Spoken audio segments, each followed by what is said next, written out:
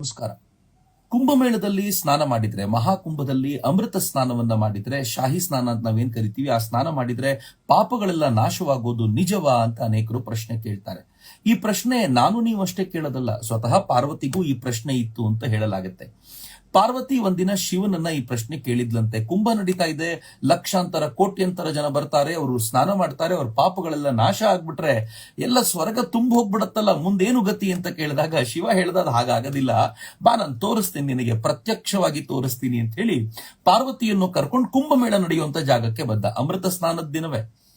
ಆಗ ಶಿವ ಅತ್ಯಂತ ಕೆಟ್ಟ ರೋಗದಿಂದ ಬಳಲ್ತಾ ಇರುವಂತ ಗಂಡನಾಗಿ, ಪಾರ್ವತಿ ಆತನ ಹೆಂಡತಿಯಾಗಿ ಕುಂಭಮೇಳದ ಸ್ನಾನ ನಡೆಯುವಂತ ಸ್ವಲ್ಪ ದೂರದಲ್ಲಿ ಹೋಗಿ ಇಬ್ರು ಕೂತ್ಕೊಂಡ್ರು. ಶಿವ ಪಾರ್ವತಿಯ ತೊಡೆ ಮೇಲೆ ಮಲ್ಕೊಂಡಿದ್ದ. ಹೋಗ್ತಾ ಇರೋರು ಬರ್ತಾ ಇರೋರು ಸ್ನಾನ ಮಾಡ್ತಾ ಇರೋರೆಲ್ಲ ಇವರಿಬ್ಬರನ್ನ ನೋಡ್ತಾರೆ, ದಂಪತಿಗಳನ್ನ. ಕೆಲವರು ಬಂದು ಕೇಳ್ತಾರೆ ಏನಾಯ್ತು ಅಂತ. ಆಗ ಪಾರ್ವತಿ ಹೇಳ್ತಾಳೆ, ಇವನು ಅತ್ಯಂತ ಕೆಟ್ಟ ರೋಗದಿಂದ ಬಳಲ್ತಾ ಇದ್ದಾನೆ, ಯಾಕೆಂದ್ರೆ ನನ್ನ ಗಂಡ ಮಹಾ ಪಾಪಿಯಾಗಿದ್ದ, ಆ ಪಾಪದ ಫಲವಾಗಿ ಈ ರೋಗದಿಂದ ಬಳಲ್ತಾ ಇದ್ದಾನೆ. ಈಗ ಅವನಿಗೆ ಯಾರಾದ್ರೂ ಸ್ನಾನ ಮಾಡಿಸಬೇಕು, ಈ ಗಂಗೆಯೊಳಗೆ, ಈ ಪವಿತ್ರ ತ್ರಿವೇಣಿ ಸಂಗಮದಲ್ಲಿ ಸ್ನಾನ ಮಾಡಿಸಿದ್ರೆ, ಅದು ಇವತ್ತಿನ ದಿನ ಸೂರ್ಯಾಸ್ತದೊಳಗೆ ಸ್ನಾನ ಮಾಡಿಸಿದ್ರೆ ಅವನು ಪಾಪದಿಂದ ಮುಕ್ತನಾಗ್ತಾನೆ, ಈ ರೋಗ ಪರಿಹಾರ ಆಗತ್ತೆ ಅಂತಂದ ತಕ್ಷಣ ಎಲ್ಲರೂ ಮುಂದೆ ಧಾವಿಸಿ ಬರ್ತಿದ್ರಂತೆ, ನಾನ್ ಮಾಡಿಸ್ತೀನಿ ಅಂತ. ಆದ್ರೆ ಒಂದೇ ಒಂದ್ ಸಮಸ್ಯೆ ಇದೆ ಅಂತ ಆಕೆ ಹೇಳ್ತಿದ್ಲು.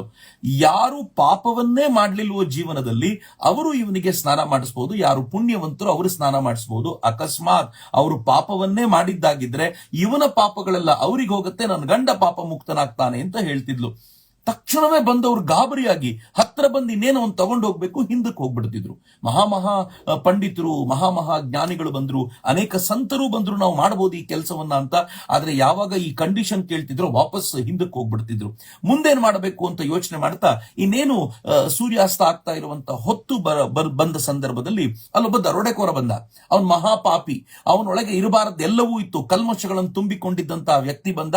ಅವನು ನೋಡಿದ ಈ ದಂಪತಿಗಳನ್ನ, ಏನಾಯ್ತು ಅಂತ ಕೇಳಿದ. ಆಕೆ ಎಲ್ಲ ಕತೆ ಹೇಳಿದ್ಲು. ಅವನಂದ ಒಂದೇ ನಿಮಿಷ ಇರು, ಈಗ ಬಂದೆ ಅಂತ ಓಡಿದ. ಆ ತ್ರಿವೇಣಿ ಸಂಗಮದಲ್ಲಿ 3 ಬಾರಿ ಮುಳುಗು ಹಾಕಿ ಓಡಿ ಬಂದವನೇ ಆಕೆಯ ಗಂಡನನ್ನ, ಅಂದ್ರೆ ಶಿವನನ್ನ ತಾನು ಕೈಯಲ್ಲಿ ಹೊತ್ಕೊಂಡ, ತಗೊಂಡೋಗಿ ತ್ರಿವೇಣಿ ಸಂಗಮದಲ್ಲಿ ಮುಳುಗಿಸಿ ಕರ್ಕೊಂಡು ಬಂದು ರೋಗಮುಕ್ತನಾಗಿರುವಂತಹ ಶಿವನನ್ನ ಕಂಡು ಬಹಳ ಪ್ರೀತಿಯಿಂದ ಆನಂದದಿಂದ ನಮಸ್ಕಾರ ಮಾಡಿದ.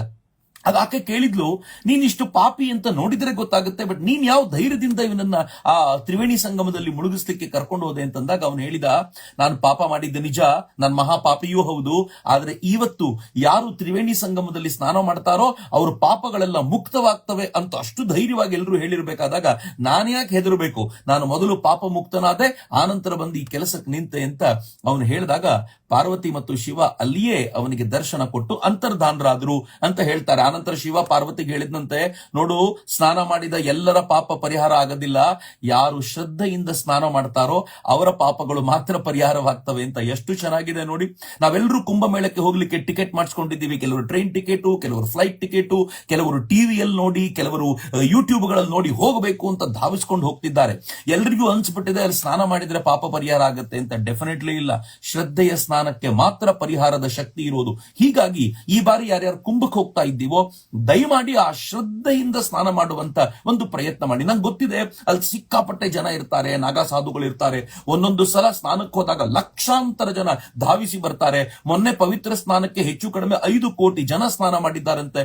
5 ಕೋಟಿ ಜನ ಸ್ನಾನ ಮಾಡ್ತಾ ಇರುವಾಗ ಅಲ್ಲೆಲ್ಲೋ ಕೊಳಕು ಕಾಣುತ್ತೆ, ಮತ್ತೇನೋ ಕಾಣುತ್ತೆ, ನಾನು ಹೋಗ್ಲೋ ಬೇಡ ಅಂತ ಅನ್ನಿಸ್ತಿರುತ್ತೆ. ಆದ್ರೆ ಮನಸ್ಸಿನಲ್ಲಿ ಶ್ರದ್ಧೆ ಇರ್ಲಿ.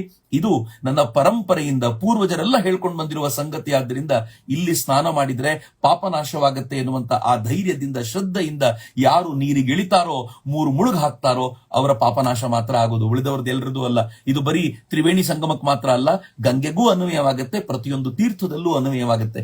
ಯಾವಾಗ ಆ ತೀರ್ಥವನ್ನ ಶ್ರದ್ಧೆಯಿಂದ ನಾವು ತಗೋತೀವೋ ಆಗ ಮಾತ್ರ ಪಾಪ ಪರಿಹಾರ ಆಗುತ್ತೆ ಅಂತ. ಈ ಬಾರಿಯ ಕುಂಭಮೇಳಕ್ಕೆ ಹೋದಾಗ ಈ ತರದೊಂದು ಶ್ರದ್ಧೆ ನಮ್ಮ ಮನಸ್ಸಿನಲ್ಲಿ ಇರಲಿ ಅನ್ನೋದನ್ನ ಮರೆಯೋದು ಬೇಡ. ಕುಂಭಮೇಳದಲ್ಲಿ ಸಿಗೋಣ. ನಮಸ್ಕಾರ.